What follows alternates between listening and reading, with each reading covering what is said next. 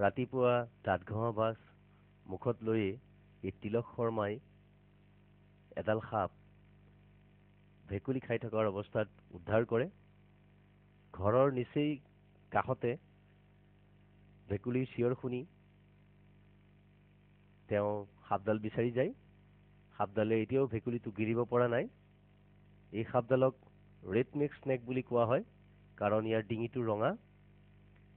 এই সাপডাল তিলক শৰ্মাই লৈ গৈ আছে। সুৰক্ষিত স্থানত এই সাপডাল পিছত এৰি দিয়া হ'ব। বৰ্তমান তেওঁ ঘৰলৈ বুলি এই সাপডাল লৈ গৈ আছে।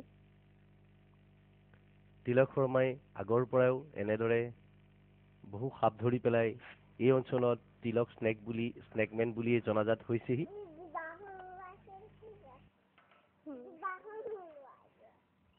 বিশেষকৈ কলিবাৰী অঞ্চলত সাপৰ সংখ্যা যথেষ্ট পৰিমাণে বৃদ্ধি পাইছে, কাৰণ এই অঞ্চলত হাবি জংঘল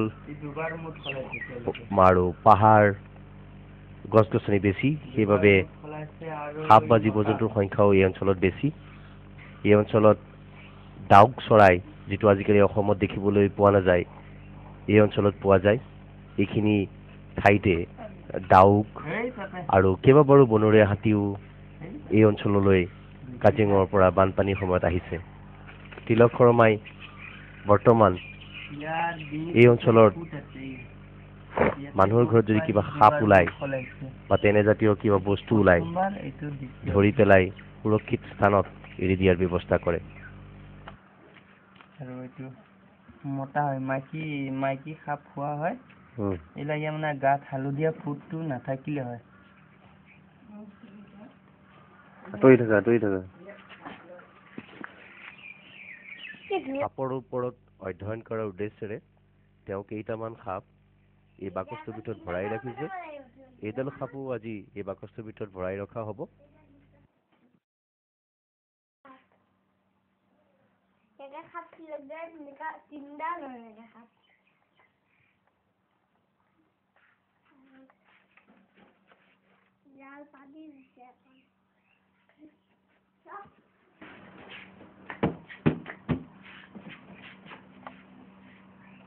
কেইডাল সাপ ভৰাইছে ইয়াৰ এতিয়া? এতিয়া ইয়াৰ দুটা আছে। এই এটাই আজি চাগে যোৱাকালি ৰাতি মুখ খলালে এটাই। কি খাবলৈ দিয়ে আপুনি? মই ভেকুলী দিওঁ, আৰু প্ৰায়ভাগ ভেকুলীয়ে দিয়া হয়। ভেকুলীৰ বাহিৰে সাপে বেলেগ নাখায়। মানুহে এনে কয় যে সাপে গাখীৰ খায়।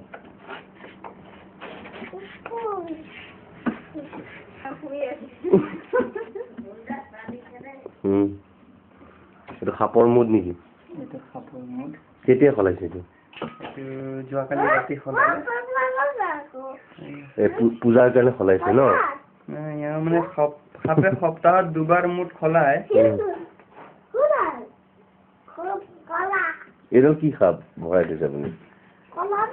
এইটো ৰেডনেক স্নেক বুলি কয়। ইয়াৰ ডিঙিটো যিহেতু ৰঙা, এনে থাকে।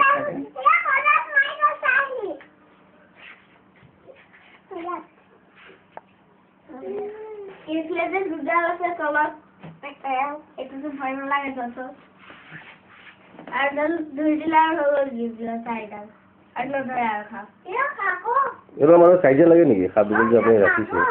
কাজিয়া নালাগে, যিহেতু সিহঁতে একে প্ৰজাতি যে, গতিকে সিহঁতৰ কাজিয়া মানে বেলেগ প্ৰজাতিৰ হলে কাজিয়া লাগে বাৰু। ঘৰৰ পিয়ালিত আৰু এডাল সাপ দেখিবলৈ পোৱা গৈছে। সাপডালৰ ওচৰতে মেকুৰী এটাই ধৰিবলৈ সাপডাল চেষ্টা কৰিছে, কিন্তু ধৰিব পৰা নাই। সাপডালৰ লগত প্ৰায় ধেমালি কৰাৰ দৰে মেকুৰীটো ৰৈ আছে। এইডালো হয়তো ৰেডনেক স্নেকেই হ'ব, কাৰণ ইয়াৰ ডিঙিটো ৰঙা।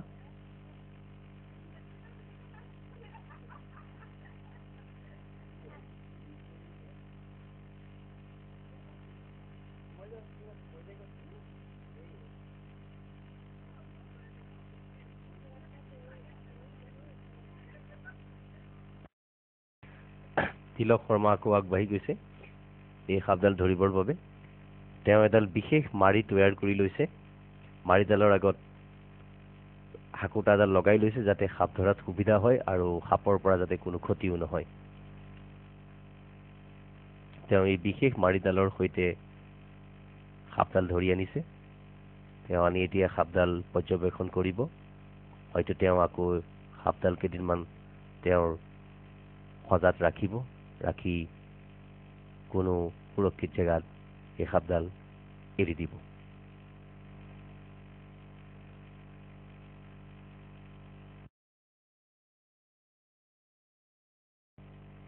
আজি আকৌ এডাল নতুন সাপৰ সন্ধানত ইয়াত তিলক শৰ্মা বাৰীৰ পাছফালৰ পুখুৰী পাৰদি গৈ আছে এডাল মচুৱাগুম সাপ আজি ধৰাৰ তেওঁ লক্ষ্য তেওঁ চুপে চাপে সাপডালৰ ফালে আগবাঢ়ি গৈ আছে এই সাপডাল বৰ বেগী সাপ মানুহৰ শব্দ শুনিলেই ই পলাই যাব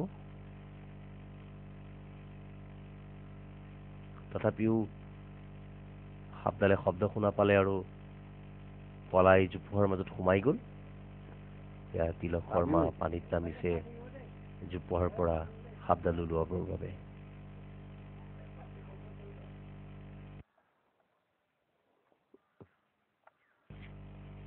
তেওঁ গম পাইছে যে জোপোহাৰ মাজতে সাপডাল লুকাই আছে চাবি তেওঁ বহু দিন ধৰি অপেক্ষা কৰি আছিল এডাল দীঘল ডাঙৰ সাপ ধৰাৰ বাবে আজি তেওঁ সোণালী সুযোগ এই সুযোগ হেৰুৱাব বিচৰা নাই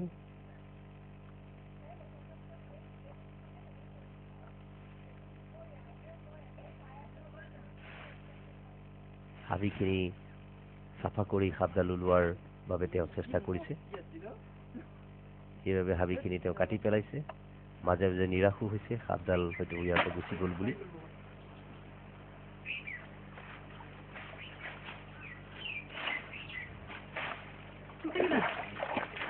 এডাল সাপ দেখা গৈছিলে তেওঁ অনুমান কৰিছিলে তেওঁ এইবাৰ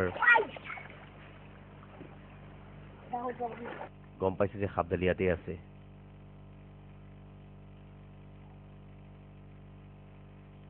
এই টুকুৰা জংঘলৰ মাজতে ক'ৰবাত সোমাই আছে তেওঁ ধৰিব পাৰিছে ইফালে মাৰি যায় ইফালে যাব নহয়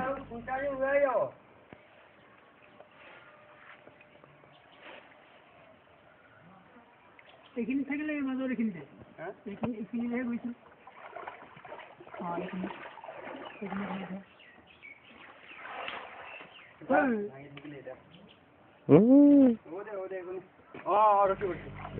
এইখিনিৰ কৰবাৰ গাঁততে সাপডাল সোমাই আছে যেন তেওঁৰ অনুমান হৈছে তেওঁ সাপৰ গাঁতটো বিচাৰি ফুৰিছে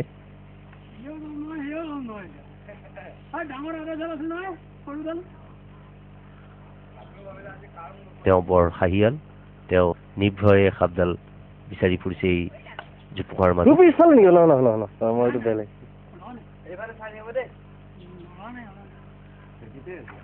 তাতে আছে তাৰমানে কোনো পিনে যাব নোৱাৰা হ'ল যে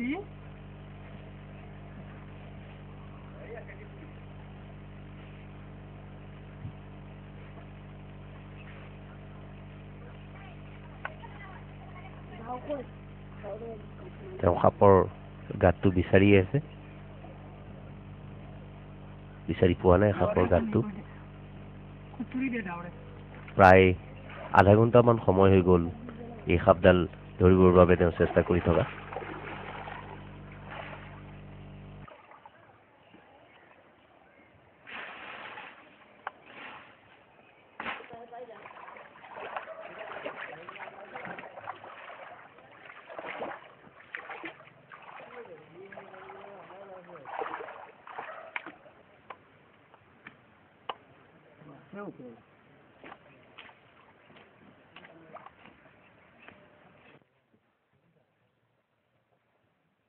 তেওঁ এটা গাঁত বিচাৰি উলিয়াইছে এই গাঁতটোৰ ভিতৰতে সাপডাল আছে যেন তেওঁ অনুমান কৰিছে তেওঁ কিবা এটা উমান পাইছে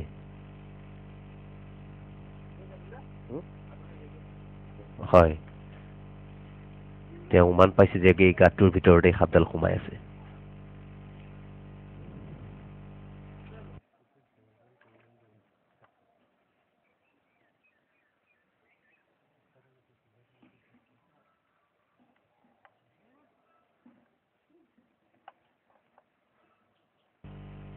গাঁতটো মাৰি এডালেৰে খুচৰি সাপডাল বাহিৰলৈ উলিয়াবৰ বাবে চেষ্টা কৰি আছে। তেওঁ সেই বিশেষ বেগটোৰ সৈতেও চেষ্টা কৰিছে সাপডাল ধৰিবৰ বাবে। তেওঁ এটা বিশেষ বেগ বনাই লৈছে সাপ ধৰিবৰ বাবে।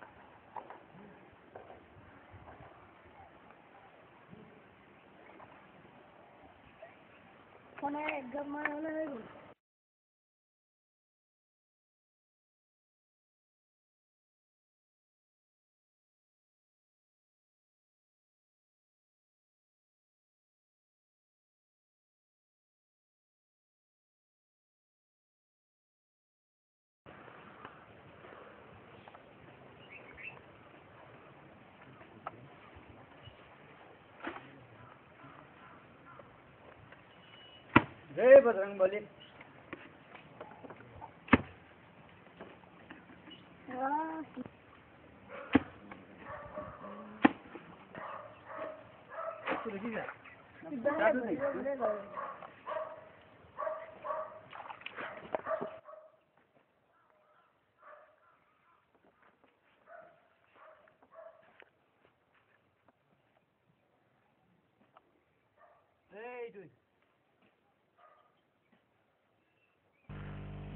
তেওঁ বহু চেষ্টা কৰি আছে সাপটো গাঁতৰ ভিতৰৰ পৰা বাহিৰলৈ উলিয়াবৰ বাবে।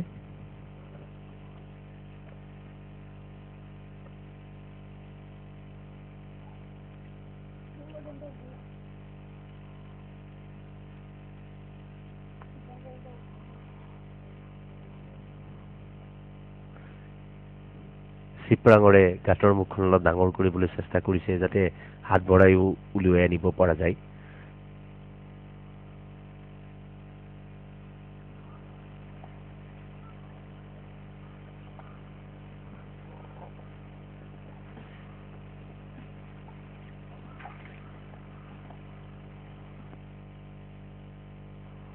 অৱশেষত তেওঁ সাপডাল ধৰিবলৈ সক্ষম হৈছে।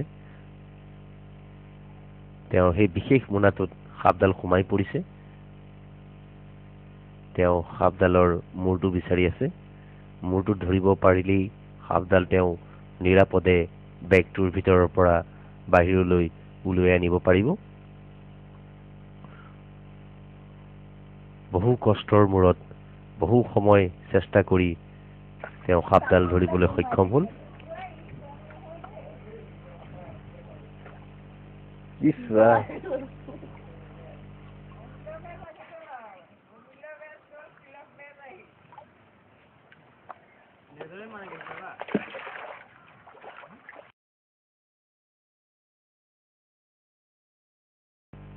তেওঁ সাপডাল ধৰি খুবেই আনন্দিত, কাৰণ বহু চেষ্টাৰ মূৰত আজি বহু দিনৰ মূৰত এডাল দীঘল সাপ তেওঁ ধৰিবলৈ পাৰিছে।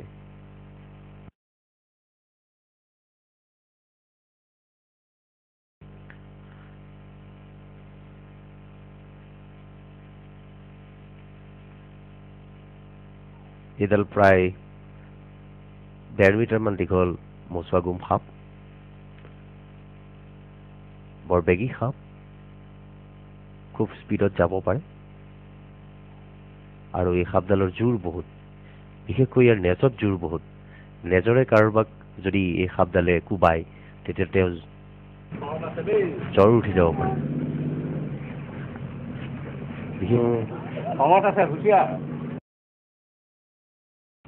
সাপডাল এতিয়া লৈ যোৱা হৈছে সুৰক্ষিত স্থানত এৰি দিবৰ বাবে। প্ৰায় 1 ঘণ্টামান যুঁজি যুঁজি তিলক শৰ্মাই সাপডাল অৱশেষত ধৰিবলৈ সক্ষম হ'ল। ওচৰৰ পাহাৰত এই সাপডাল এৰি দিয়া হ'ব। তেওঁ পাহাৰৰ ওপৰলৈ উঠি গৈছে সাপডাল এৰি দিবৰ বাবে। ওচৰৰ ৰাইজে খবৰ পাই সাপডাল চাবলৈ ঢাপলি মেলি আহিছে সেয়েহে তেওঁ উভতি আহি আকৌ ৰাইজৰ আগত সেই সাপডাল প্ৰদৰ্শন কৰিছে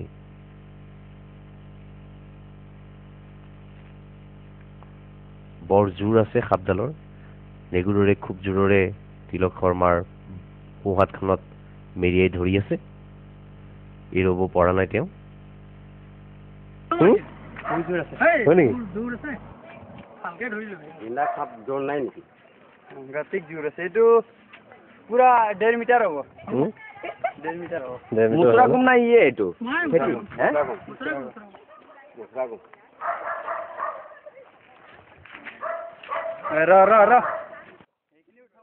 তেওঁ সাপডাল পাহাৰৰ ওপৰত এৰি দিবৰ বাবে পাহাৰলৈ উঠি গৈ আছে ডাঠ হাবিৰ মাজত সাপডাল এৰি দিয়া হ'ব তেওঁ বৰ প্ৰফুল্লিত সাপডাল লৈ তেওঁ আগবাঢ়ি গৈ আছে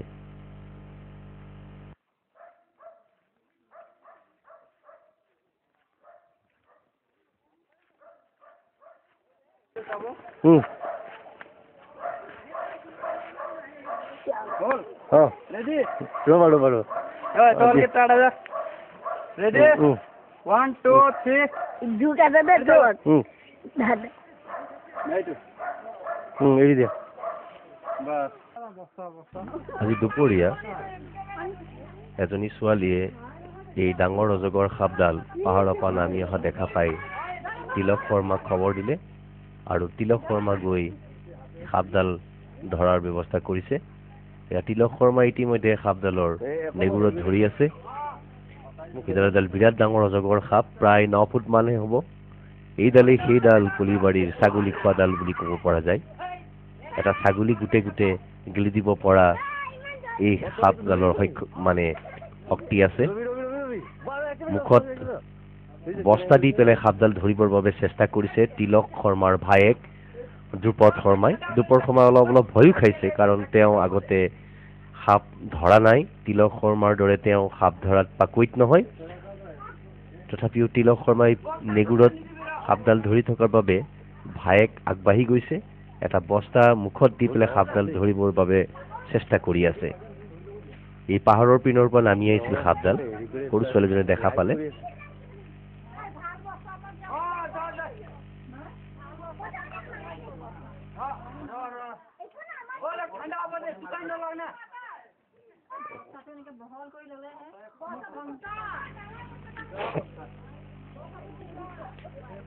তিলক শৰ্মাই সাপডালৰ নেগুৰত ধৰিয়ে আছে গাঁৱৰ যথেষ্ট মানুহ আহিছে কেনেকৈ সাপ ধৰে চাবৰ বাবে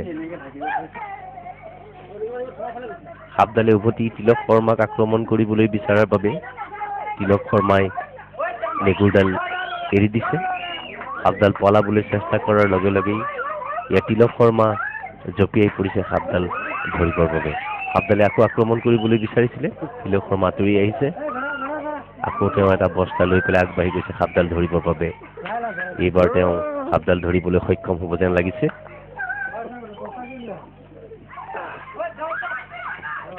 হয় অৱশেষত বহু চেষ্টা কৰি এই 9 ফুট দীঘল সাপডাল তিলক শৰ্মাই ধৰিলে ধৰি তেওঁ আনন্দিত হৈছে ফূৰ্তিত তেওঁ জঁপিয়াইছে ৰাইজক দেখুৱাইছে সাপডাল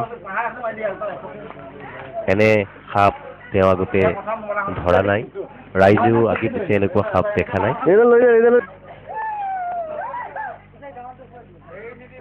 অতি উল্লাসৰে তিলক শৰ্মাই সাপডাল লৈ গৈছে ৰাইজৰ মাজলৈ আৰু তেওঁৰ লগত সেয়া তেওঁ ভায়েক দ্ৰুপদ শৰ্মা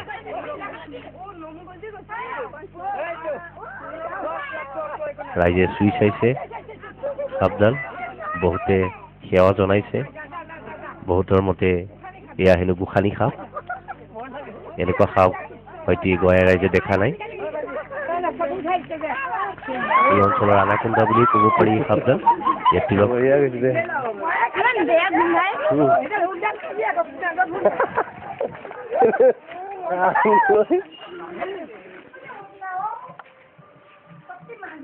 লম্বা কৰি ৰাখি দিছো লম্বা কৰি ৰাখি দিছো ভয় খাই যাব তাই ভয় তুমি ভয় খাই যাব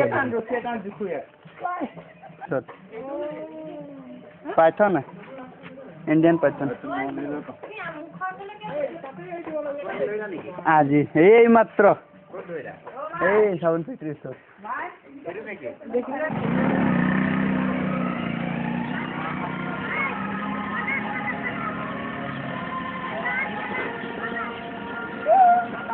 আজি গাঁৱত এই সাপডাল ধৰা হৈছে।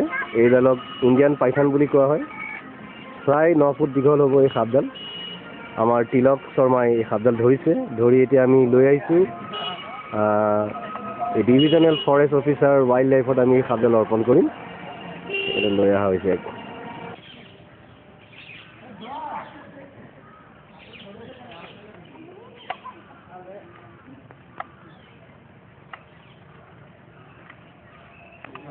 এটা ফৰেষ্ট ডিপাৰ্টমেণ্টৰ মানুহৰ হাতত অৰ্পণ কৰা হৈছে সাপডাল। ইয়াত কোন আছে অফিচাৰ ইনচাৰ্জ? বৰ্তমানতো নাই, এতিয়া আমি দুজন আছে ন? ঠিক আছে। আপোনালোকে সাপটো কি কৰিব? নামেৰিলৈ লৈ যাব। কেতিয়া নিব? কাইলৈ মানে পঠিয়াই দিব ন? আজি ইয়াত এনেকৈ ৰাখিব পিঞ্জৰাতে? কিবা এণ্ট্ৰি চেণ্ট্ৰি কৰিবনে ইয়াৰ? এইটো যে দিয়া হ'ল হা? এণ্ট্ৰি কৰিব নালাগে? ঠিক আছে।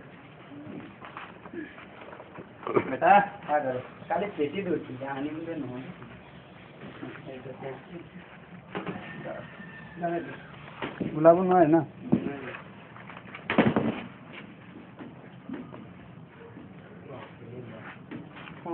12 বাজি গৈছে।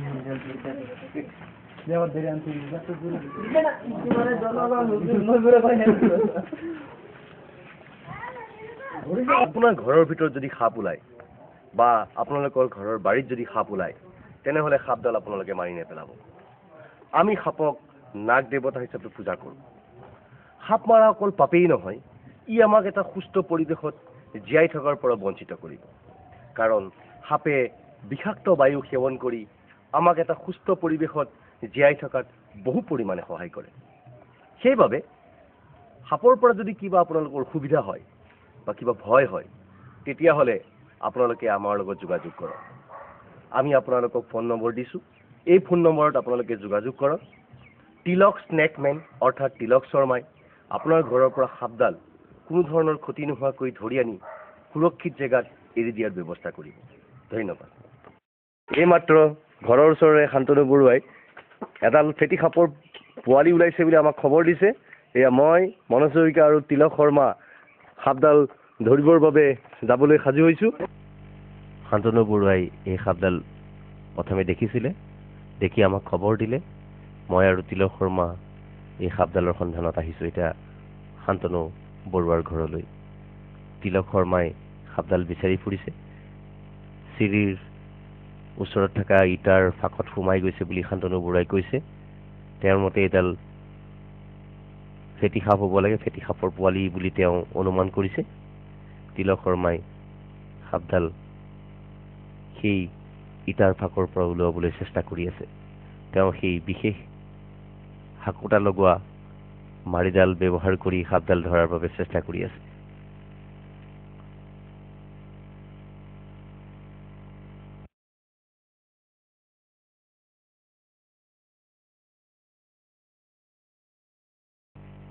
যদি এডাল সঁচাই ফেটি সাপৰ পোৱালি হয়, তেনেহ'লে বৰ বিষাক্ত হ'ব।